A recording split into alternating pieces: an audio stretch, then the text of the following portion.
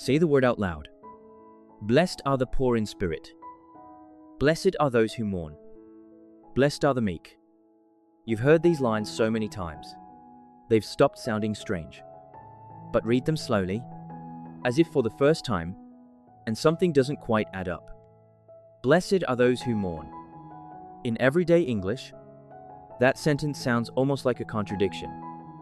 In casual speech, we treat blessed as basically interchangeable with happy or fortunate, the word we reach for when something has gone our way. And mourning is the opposite of that. Nobody envies a person standing at a graveside. Nobody calls a grieving person fortunate. So how can the two words sit in the same sentence without canceling each other out? Here's what almost nobody stops to check. The discomfort you feel reading that sentence isn't a sign that the translation is simply wrong. Blessed isn't a mistranslation, but the modern English word carries a much narrower set of associations than the word Jesus actually used. And those narrower associations quietly work against his entire point. Once you see what the original word was doing, and why blessed doesn't automatically carry that same weight for us today, the Beatitudes stop sounding like a riddle and start sounding like one of the most countercultural claims anyone has ever made about where real flourishing comes from. Picture the scene before we get to the word itself, because the setting matters. Matthew places this early in Jesus' ministry. Word about him has spread fast. Healings, teaching, a voice unlike anything the local synagogues produced. Crowds are following him now, not just from Galilee, but from across the region. He climbs a hillside, probably to be seen and heard by the largest number of people the terrain would allow, and he sits down. Sitting was the posture of a teacher with authority, not a casual speaker. This isn't small talk. This is a rabbi about to lay down the foundation of everything he's going to teach. And he opens with a list that would have stopped his audience cold. Not blessed are the strong. Not blessed are the successful, the healthy, the comfortable, the categories any first-century crowd would expect from someone about to describe a good life. He opens with the poor in spirit, those who mourn, the meek, those hungry for righteousness, the persecuted. He starts with exactly the people nobody in that crowd would have described as fortunate. If the word he used simply meant lucky, the way we tend to use blessed casually today, the whole opening falls apart before it begins.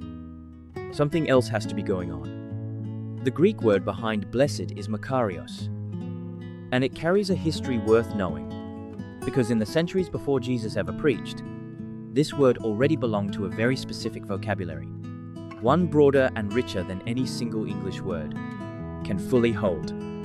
In classical Greek literature, long before the Gospels, Makarios was used to describe the condition of the gods, a state of existence set apart from the wear and tear of ordinary human life. Over time, the word's use expanded.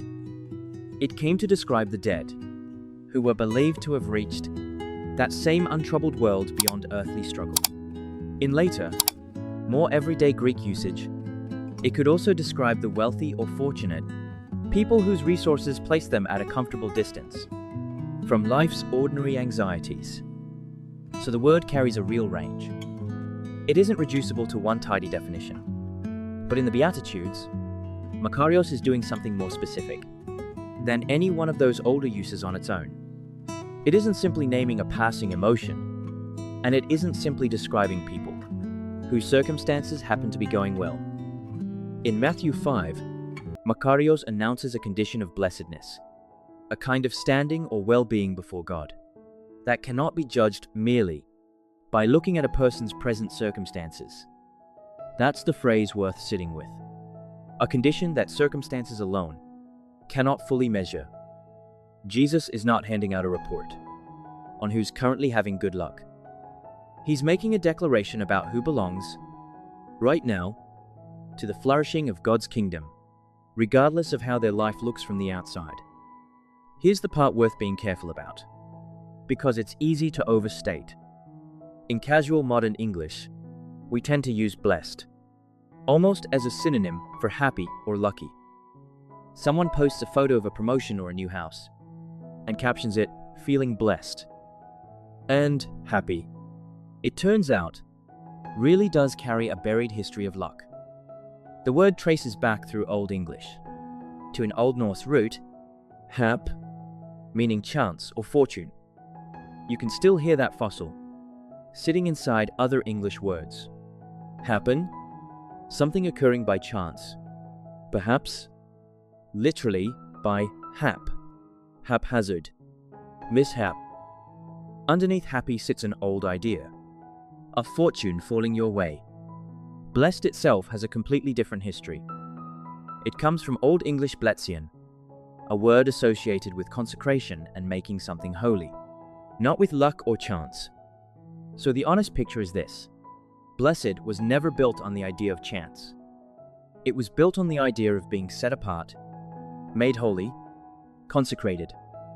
In modern casual speech, however, blessed is often used to describe the good things happening in someone's life, which can make it sound closer to fortunate than the biblical context intends. That drift is real, but it happens at the level of everyday usage, not because blessed itself was ever rooted in luck. Which means when we read, "Blessed are those who mourn," and feel the sentence buckle under an assumption of luck, that assumption is coming from how we currently use the word in conversation, not from the deeper history of the English word itself, and certainly not from the Greek word. Jesus' teaching was translated from. Quick word before we keep going. If untangling a word like this, checking where an assumption is really coming from, before building an argument on it, is the kind of study you want more of, take a second to subscribe. It genuinely helps these videos reach people looking for exactly this. And if you'd like to help keep the research going, you can join as a channel member. That support is what keeps every one of these studies free, for everyone. To those already supporting this channel, thank you. Now, back to the mountain. There's one more layer worth adding, because Jesus wasn't teaching in Greek. He was almost certainly teaching in Aramaic, and the conceptual world he and his listeners shared was shaped first by Hebrew scripture. So it's worth asking what word from that world stands behind Makarios. The word most often pointed to is the Hebrew ashrei, the very word that opens the book of Psalms. Ashrei is the one who does not walk in the counsel of the wicked. Ashrei isn't a perfect one-to-one match for Makarios. Hebrew and Greek carry their own distinct histories, and we should be careful not to flatten them into the exact same word wearing two different costumes. But there's a real conceptual connection worth noticing. Ashrei introduces a declaration about a person who is on the right path, properly oriented toward God. Not a promise that their circumstances will be easy or comfortable. Psalm 1 doesn't say the person is ashrei because life has gone their way. It says they're ashrei because of where they've planted themselves. So from two different directions. The Hebrew world Jesus grew up steeped in, and the Greek word the gospel writers reached for when they wrote his sermon down. A similar idea keeps surfacing. Neither word is simply a synonym for lucky. Both point towards something more like right standing, or a settled condition of well-being, tied to a person's orientation toward God, rather than to the ups and downs of daily fortune. Now go back and reread the opening lines of the Beatitudes, with this fuller picture of the word in mind, and notice what comes into focus. Jesus isn't describing 8 lucky breaks. He's declaring the true condition of people who belong to and are oriented toward God's kingdom, even when their present circumstances look anything but fortunate. Makarios are the poor in spirit, not because anything lucky has happened to them, but because the kingdom of heaven already belongs to them, the moment they stop pretending to be spiritually self-sufficient. Makarios are those who mourn. The grief is completely real. Jesus never minimizes it or explains it away. And at the same time, comfort is coming to them, as certainly as anything in this kingdom comes. Makarios are the meek, for they will inherit the earth. Not because meekness happens to be rewarded with good fortune, but because an inheritance is already secured for them. that nothing in their present circumstances can undo. Read every line this way, and the pattern that emerges is the opposite of a formula for lucky living. Jesus isn't promising that righteous or humble behavior will cause your circumstances to improve. He's naming who already belongs to God's kingdom: the poor in spirit, the mourning, the meek, the persecuted. Regardless of what their life currently looks like from the outside, that's a category lucky was never built to hold. Beatitudes comes from the Latin beatus, supremely happy, blessed, the same root behind words like beatify, the word used in the Latin tradition to translate Makarios. But once again, no single Latin or English word perfectly captures everything Makarios is doing in Matthew 5. The honest problem isn't that English somehow ended up with a completely wrong word for what Jesus was saying. The problem is smaller and more ordinary than that. No single English word, not blessed, not happy, not fortunate, can fully carry everything Makarios is doing in Matthew 5. Translation is always a slightly lossy process. Some of what gets lost here happens to land right where it matters most, which is exactly why it's worth slowing down and doing the work of recovering it the way we're doing right now. So, what do you do with a word this rich? Once you've seen the fuller picture behind it, start with the most important shift. If you've ever read the Beatitudes and quietly assumed Jesus was describing a formula, be poor in spirit, mourn well, stay meek, and your circumstances will start going your way. The fuller picture of Makarios corrects that. Jesus was never promising that these postures would make life turn out lucky. He was declaring a condition available to people inside circumstances that may never improve. The mourning doesn't stop being real. The poverty of spirit doesn't stop being uncomfortable. The persecution in the final beatitude doesn't stop actually hurting. Jesus isn't promising these things will turn fortunate. He's naming a standing before God that doesn't depend on whether they ever do. That's worth sitting with, because in casual modern usage, we've quietly trained ourselves to treat blessed as something that shows up mainly when life is going well. A good diagnosis, a safe flight, a well-timed opportunity. There's nothing wrong with being grateful for those things. But if blessing only shows up in our vocabulary when circumstances cooperate, we risk absorbing the unspoken flip side too, that when circumstances don't cooperate, blessing must be absent, or we must have somehow missed out on it. Jesus stood on that hillside and said the opposite.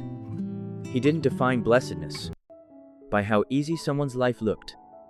He looked at people mourning, people who felt spiritually empty, people who were poor, meek, and persecuted, the very people casual, luck-shaped language would overlook, and told them, in effect, your present circumstances do not get the final word on your standing in God's kingdom. So if this has been a hard season, one where nothing has gone your way, and the word blessed has started to feel like something other people get to post about and you don't, hear what Jesus was actually declaring on that mountain. He did not come to tell the fortunate that they were lucky. He came to tell the people the world overlooked that God's kingdom had not overlooked them. If this changed how you read the Beatitudes, share it with someone who needs to hear it that way. Leave a comment. Even one word helps this channel reach people looking for exactly this. Subscribe if you haven't yet, and God bless you.